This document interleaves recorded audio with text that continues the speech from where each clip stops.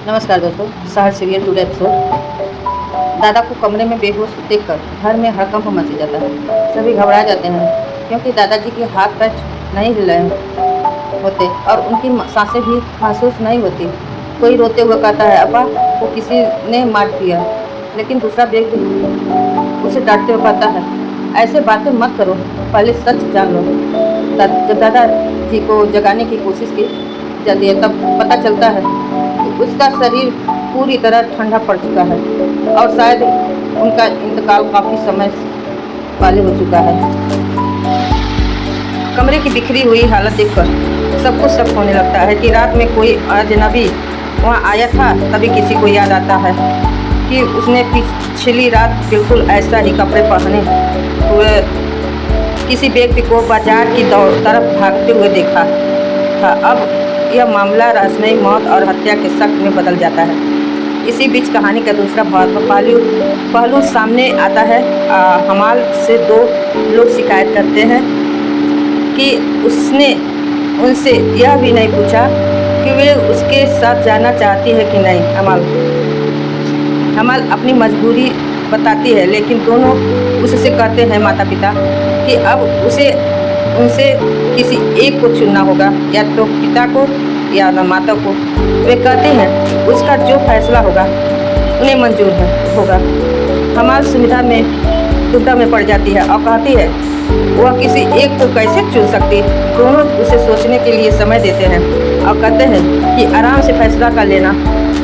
अंत में दादाजी का रहस्यमय मौत का राज और हमाल की कठिन फैसले का सवाल दोनों दर्शकों के मन में उत्सुकता पैदा कर देते हैं कि आगे क्या होगा। आगे ये देखने को मिलेगा कि माहित भाई अपने पिता के निधन का गहरा दुख टूट पड़ा है। घर में शोक का माहौल और लोग उन्हें डांड बधाने आते हैं। सभी कहते हैं कि अभी उन्हें उनके हाल पर छोड़ देना चाहिए, तसल्ली और दिलासा बाद में देना चाहिए। लोग दिग्गज व्यक्ति के लिए दुआ करते हुए कहते हैं उन्होंने पूरी ज़िंदगी को लोगों की परवरिश और भलाई के लिए, इसीलिए अल्लाह उन्हें उन्नत में जगह दे। उनको जाने को समाज की बहुत बड़ी क्षति बताया जाता है। लोग माहित भाई को समझाते हैं, कहते हैं कि अब उनके कंधों पर बहुत बड़ी जिम्मेदारी आ गई है। उन्हें अपनी कौन सा नया रहनुमा बनकर खुद को संभालना होगा।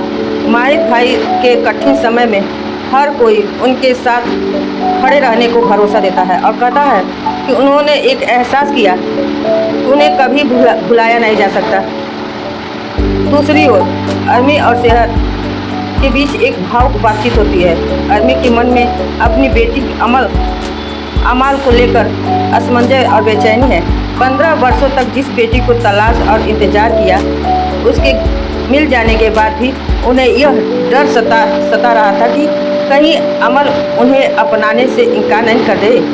सर उन्हें समझाती है कि फैसला अमल का होगा, लेकिन उसे पूरा विश्वास है कि कोई भी बेटी आप जैसी माँ को ठुकराना नहीं चाहेगी।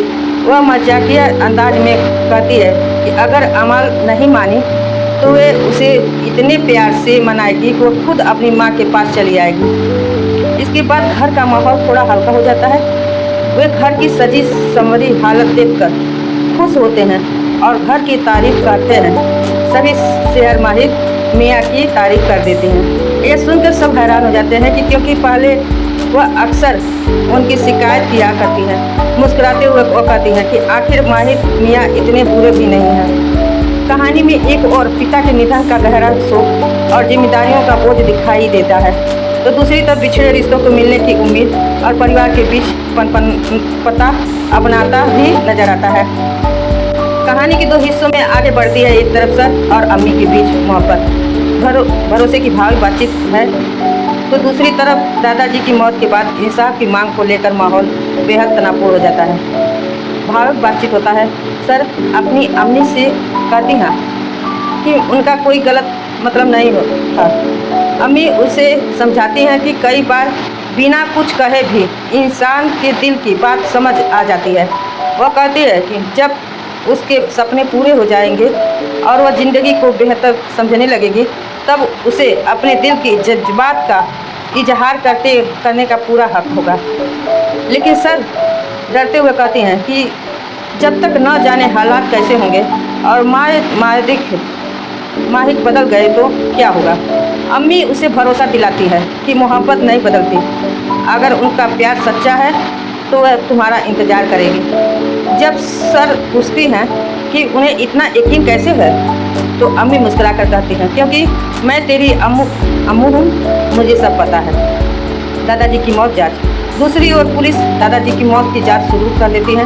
पूरे इलाके की तलाशी ली जाती है, फिंगरप्रिंट जुटाए जाते हैं और दादाजी की पुट्ठी में मिले पीले कपड़े के टुकड़े की जांच की तैयारी होती है। पुलिस का मामला है कि यह हत्या का मामला हो सकता है, इसीलिए पोस्टमार्टम जरूरी है। लेकिन माहिर पुलिस में गुजारिश करता है, उसके दादा एक सम्मानित इंसान थे और वह उन्हें सम्मानपूर्वक दफनाया जाता है। वो पोस्टमार्टम न करने की विनती करता है। कौशल का आरोप लगता है कौशल को। तभी कौशल लोगों के सामने खड़ी होकर माहौल को पूरा भड़का देती है। वह दावा करती है कि उसने अपनी आंखों से उस औरत को पीले कपड़े में भागते हुए देखा था। दूसरे लोग भी उनकी बात का समर्थन करते हैं। कौशल आरोप लगाती है उसी औरत ने दादाजी का गला घोंटकर कत्ल किया। वह भीड़ की उत्सुकताते हुए कहती हैं, उस औरत की पता थी कि दादाजी के बाद माहिर नया रहनुमा बनेगा और वह उसके सहारे अपनी मनमानी करना चाहती हैं, इसीलिए उसने यह साजिश रची। इंसाफ की पुकार। कौशल भावुक होकर लोगों से पूछती है, क्या हमारे अब्बू की पूरी जिंदगी दी खिदमत का यही सिला होगा। उनका कातिल खुलेआम पूछता है। वह लोगों से दादाजी का कातिल को सजा दिलाने की अपील करती है और कहती है कि अगर अपराधी बच गया तो आने वाली नस्लें उन्हें कभी माफ़ नहीं करेगी। राणा भाई इतने बड़े आदमी कैसे बने। अंत में जो व्यक्ति आती है